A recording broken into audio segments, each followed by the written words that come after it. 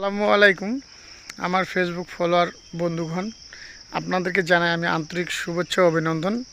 আজকে আমি একটি গুরুত্বপূর্ণ বিষয় নিয়ে আপনাদের সামনে কথা বলবো। যে বিষয়টা না বলে নেই, আপনারা যারা ভ্রমণ পিপাসু মানুষ, যারা ভ্রমণ করতে ভালোবাসেন, তাদেরকে নিয়ে একটু কথা বলবো। আপনারা আসলে কি বিষয়ের উপর ভ্রমণ করতে ইচ্ছুক, কোন কোন জায়গায় যেতে ইচ্ছুক, বা কোথায় গেলে আপনারা খুবই কমফোর্ট ফিল মনে করবেন, বা আপনাদের যে মনের তৃষ্ণা থাকে একটা ভ্রমণ পিপাসু মানুষের, সেই তৃষ্ণাগুলো ঠিক আছে আপনারা নিজের অনুভূতির মাধ্যমে উপভোগ করতে পারবেন। তো আজকে আমি সেই বিষয়টা নিয়ে কথা বলবো। প্রথমত বলবো, যদি আপনি কখনো ভ্রমণ করতে চান, অবশ্যই পার্বত্য জেলা খাগড়াছড়ি অথবা রাঙামাটি এদিকে আসতে পারেন। এটি একটি খুবই একটি সুন্দর জায়গা।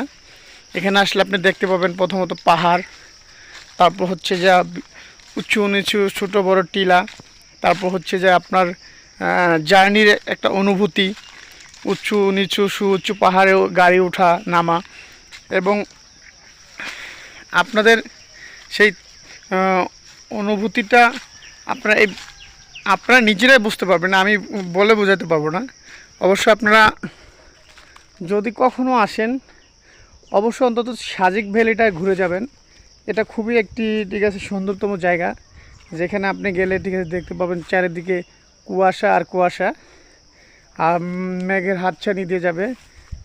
ওটা খুবই ভালো, আমিও গিয়েছিলাম সেখানে। খুবই একটি সুন্দর জায়গা, আর উঁচু নিচু পাহাড়, এবং পাহাড়ের পাশ দিয়ে রাস্তা বয়ে গেছে, এঁকে বেঁকে রাস্তা। এবং যখন আপনারা গাড়ি নিয়ে যাবেন, অন্তত যদি বাইক ট্যুরে আসেন অবশ্যই গ্রুপ ট্যুরে আসবেন, সিঙ্গেলে ভালো লাগবে না। যদি গ্রুপ ট্যুরে দেন তাহলে মনে করেন যে আপনার অনুভূতিটা অনেক সুন্দর ফিলিংস আসবে। আর যদি একা আসেন তাহলে তো এরকম একটা ফিলিংস আসবে না, হয়তো বা একাকিত্ব মনে হবে, শূন্য, মানে কি যেন না এরকম মনে হবে।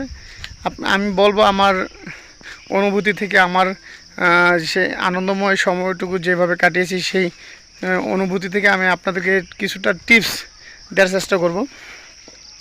এই যে আমি আসছি একটা বাগানে, এটা হচ্ছে খাগড়াছড়ি জেলা, সেই খাগড়াছড়ি সদরের মধ্যে পড়ছে এটা। আর খাগড়াছড়িতে অনেক ফলের জন্য বিখ্যাত খাগড়াছড়ি, যেখানে খুবই সুমিষ্টি ফল পাওয়া যায়। আমের সিজনে আম, এখানকার সবচেয়ে সুস্বাদু আম হচ্ছে আমরুপালি। আর হচ্ছে যে ঠিক আছে এখানে আনারসটা অনেক মিষ্টি, যা সিজনাল আনারস যদি আপনারা খেতে পারেন অবশ্যই দেখবেন যে অনেকটাই মিষ্টি। আর হচ্ছে যে এখানকার বিশেষ করে আরও ফল আদির জন্য অনেকটাই বিখ্যাত।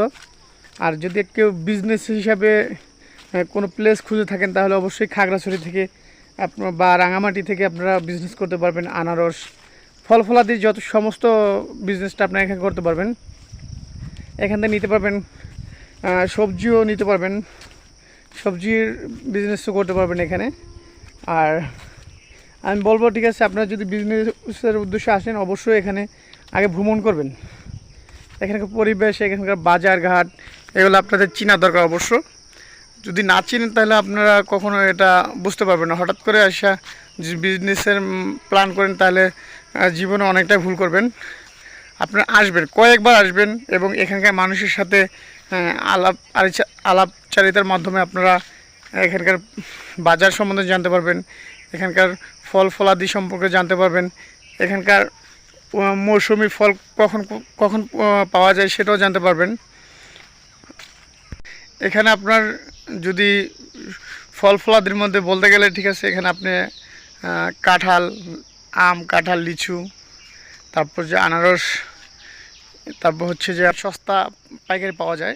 এখানে হয়তো বা ড্রাগন আমরা ঢাকাতে 400-300 টাকা কেজি কিনে খেয়ে থাকি, কিন্তু এখানে আপনারা ড্রাগন 100 থেকে 150 টাকার মধ্যে পাইকারি নিতে পারবেন। এটা খুবই একটি সাশ্রয়ী। আপনারা যদি বিজনেসের উদ্দেশ্যে আসেন তাহলে অবশ্যই এখানে ড্রাগনটা কম দামে নিতে পারবেন।